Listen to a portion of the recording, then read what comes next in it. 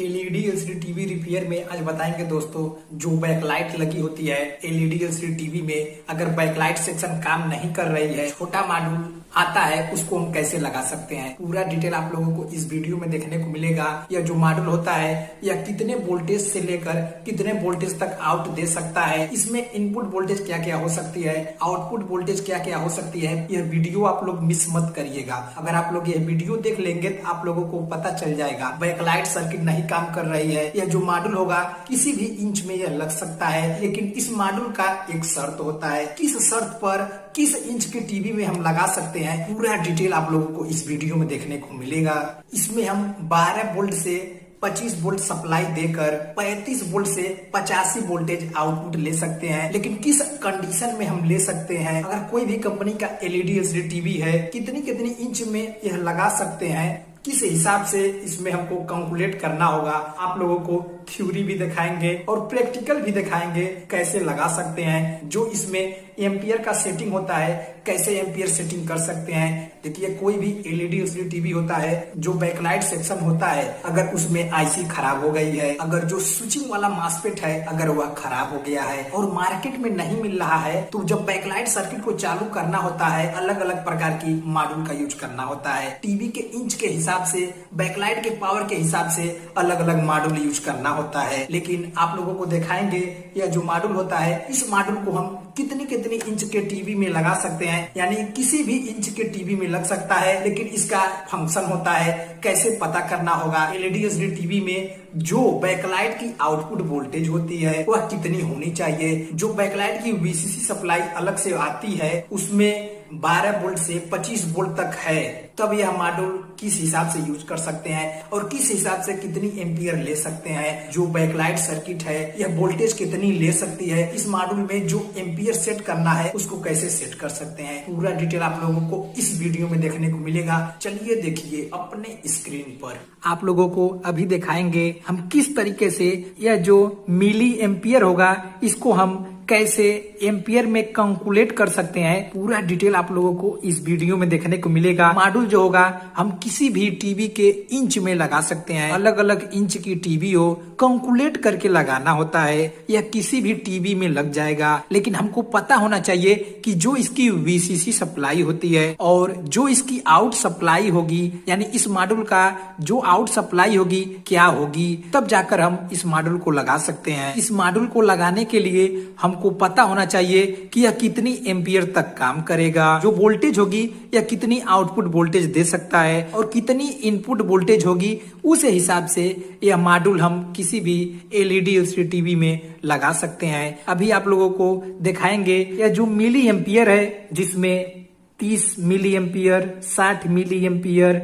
80 milliampere, 100 milliampere और जो 200 milli ampere है, इसको हम कैलकुलेट करके कैसे एम्पियर में ला सकते हैं। आप लोगों को थ्योरी में दिखाएंगे किस तरीके से इसको कैलकुलेट करके हम पता कर सकते हैं। यह जो मॉड्यूल होगा लास्ट तक इतनी एम्पियर तक यह काम कर सकता है। एम्पियर होता है ब्राइटनेस पे काम करता है। अगर एम्पियर कम होगी तो जो एलईडी स्ट्रिक की लाइट होगी उसकी रोशनी कम होगी, वह बढ़ेगी, लेकिन उसकी जो ब्राइटनेस होगी वह कम होगी। कितनी वोल्टेज इसमें इन कराकर कितनी वोल्टेज आउट लेकर एलईडी स्ट्रिक में क्या वोल्टेज होना चाहिए और क्या एम्पियर होना चाहिए, उस हिसाब से हमको पता होना चाहिए। जो एलईडी स्ट्रिक किसी भी एलईडी एलसीडी टीवी में लगा है उसका पूरा वोल्टेज हमको पता होना चाहिए और वह कितनी एम्पियर ले रहा है वो भी पता होना चाहिए, तब जाकर यह मॉड्यूल हम लगा सकते हैं। चलिए आप लोगों को पहले कैलकुलेट करके दिखाने जा रहे हैं इसको कैसे कैलकुलेट कर सकते हैं। जो यह मिली एम्पियर में है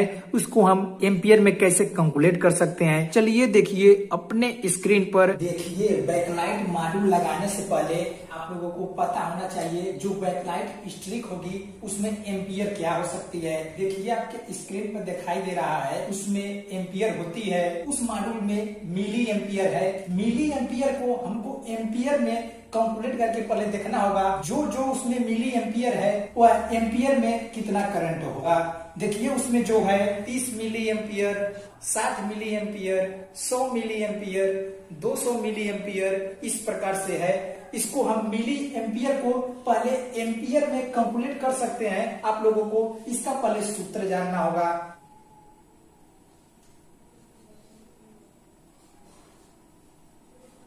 मिली एम्पियर बराबर होता है, अगर एम्पियर में है तो मिली एम्पियर में किस तरीके से बदल सकते हैं, एम्पियर गुणे, अगर मिली एम्पियर हमको निकालना है तो क्या करना होता है, मिली एम्पियर बराबर एम्पियर गुणे 1000, जो एम्पियर में होगा वह मिली एम्पियर में बन जाएगा। अगर हमको मिली एम्पियर को एम्पियर में बनाना है तो जो उसका सूत्र होगा, एम्पियर बराबर मिली एम्पियर बटे 1000।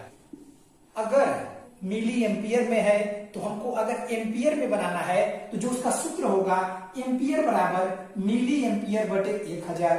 अगर हमको एम्पियर में है, अगर मिली एम्पियर में करना है तो हम जो सूत्र लगेगा, मिली एम्पियर बराबर एम्पियर गुणे 1000 का अगर गुणा करेंगे तो यह मिली एम्पियर निकल जाएगा। जो हमारा है यह मिली एम्पियर में है तो जो हमारा सूत्र लगेगा यही सूत्र लगेगा। देखिए आपके स्क्रीन पर दिखाई दे रहा है जो मिली एम्पियर है, मिली एम्पियर को हम एम्पियर में बदलने के लिए यही सूत्र का उपयोग करेंगे। यानी जो मिली एम्पियर होगा हमको यहाँ पर रख देना होगा और इसको भाग दे देना होगा और एम्पियर निकल जाएगी। देखिए पहले हम निकालेंगे जो 30 मिली एम्पियर है उसको देखेंगे एम्पियर में करके, उसमें जो 30 है जो मिली एम्पियर है उसकी जगह पर रख देंगे तो हो जाएगा एम्पियर बराबर, जो उसमें मिली एम्पियर है 30 है, 30 बटा 1000 से भाग दे देना होगा, 1 0 कट गया।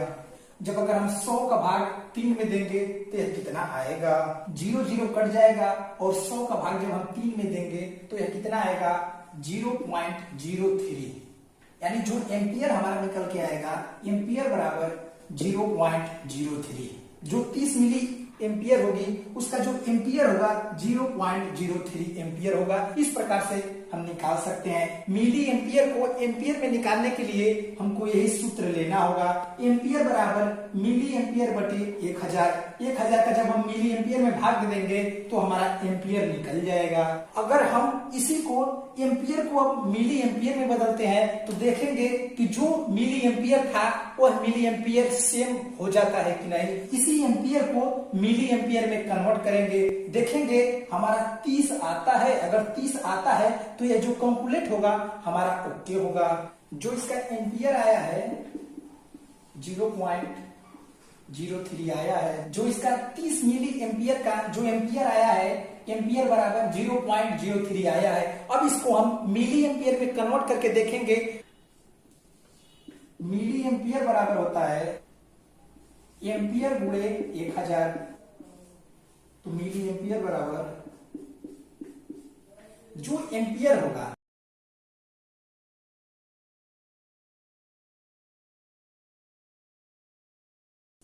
1000 का गुणा जब हम एम्पियर में कर देंगे तो क्या होगा, यह मिली एम्पियर में निकल जाएगा। अब गुणा करके देखेंगे,